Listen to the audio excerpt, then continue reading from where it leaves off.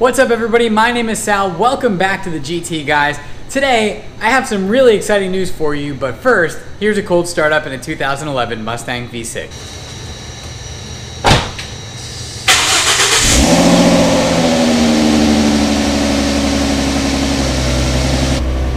Who says a V6 can't sound good? I mean, it's no thunder as V8, but at the same time, I think it sounds pretty good in its own right.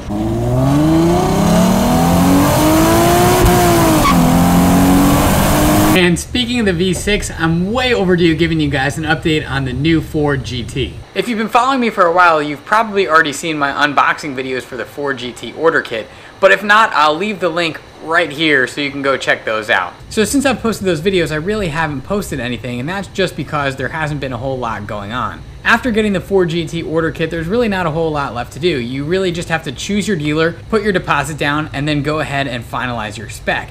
So we actually did just that. We chose a dealer in Venice, Florida, who we've done some business with in the past, and they actually offered us some cool stuff in order to deliver the GT through them. One of which having to do with the new Shelby GT500, so I think you guys are probably going to want to stay tuned for that. So after getting our dealer lined up, we spent about a week ruminating about what combination to choose. Like I said in the unboxing video, there's not a whole lot of options to choose from, and that's a good thing in a car that has a sticker price of $500,000. You don't want to, have a base price of $500,000, but then need to put, $200,000 in options to make it the way that you want it. So let's go over how we spec'd out our 2019 Ford GT. There really are 5 basic options for the GT. There's exterior color, including the stripes. There's the front, rear, and side lower finish, which you can have in either piano black, matte, or gloss carbon fiber. Then there are 2 rim options. You can have the base aluminum rim or the 20-inch carbon fiber rim. And on the interior, you can have either the base dark energy interior, which is an Alcantara package, or you can choose one of these leather interiors, which is the upgrade. And besides that, there's the option of a titanium exhaust system. Now, out of all those options, 3 of them were just easy no-brainers for us. We decided to go with the front, rear, and side lower finish in gloss carbon fiber. And to go along with that, we chose the 20-inch gloss carbon fiber rims. If you're interested in some of the pricing, each of those are a $15,000 option, so obviously $30,000 in total options so far. And on the interior, we decided to go with the dark energy, which is the standard base all Alcantara interior, instead of going with the leather interior. I think that the Alcantara is a little bit racier, and of course this is a race-inspired car, so I thought that is fitting. And besides that, the upgraded interior is a $30,000 option, which in my opinion just wasn't worth the money. So then that really just left us with the exterior color to choose. And there are 2 main paths you can go down when you're picking the exterior color. You can do one of the 7 standard Ford colors, or you can do a paint to sample option. Ford will allow you to get creative and do your GT in pretty much any color you can imagine, which is really cool, and there are some really awesome color specs out there, but there are a few main drawbacks to doing this. One is the price.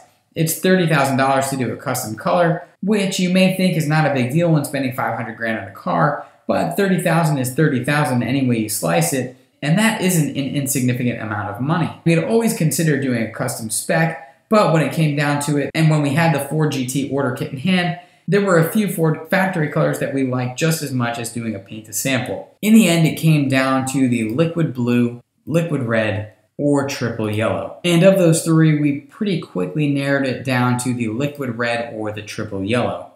Now, our preferred triple yellow spec would have been triple yellow with alloy stripes and red brake calipers. The cool thing about this spec was, according to the concierge, it would have been a 1 of 1, even though it was using all Ford factory colors.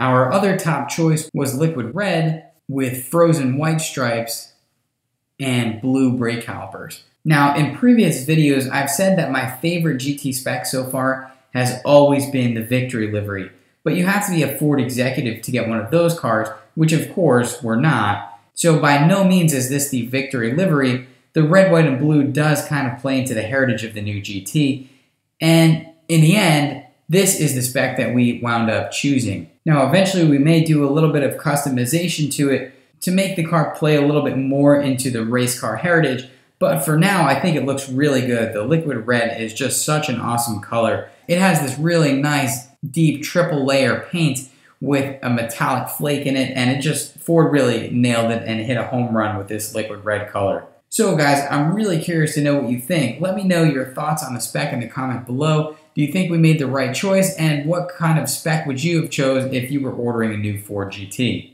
So guys, we have one final thing to talk about, and that is, when is the new GT coming? So if you're watching this video in the end of December, the answer to that question is really soon. So our GT is set to hit the floors at Multimatic for production in just about a week and a half now, early January. And it takes a little while to actually be produced. Obviously, it's a hand-built car. It'll be physically delivered to us in the middle of February, which is just really exciting. We have a serial number and a VIN number. At this point, we are K074, which means our car will be the 74th car of 2019, which again is really exciting. Our car is going to be one of the first 500 GTs, which is just so cool. And we're really excited to share this experience with you, and I think we're going to give you a perspective that you haven't necessarily seen before on YouTube. Most everybody who's gotten a GT so far has at least had supercars, had experience with supercars, owned a previous generation Ford GT. We are really just your average Joes in terms of car guys. You know, we have Mustangs, and we've always been a Ford family, but neither of us have actually ever driven a supercar before. And I'm not really counting the 4 minutes I spent with a Gotham Dream Cars Ferrari F430. Outside of that, I've never even sat in a supercar before. So this experience is just gonna be so exciting, and I can't wait to share it with you guys.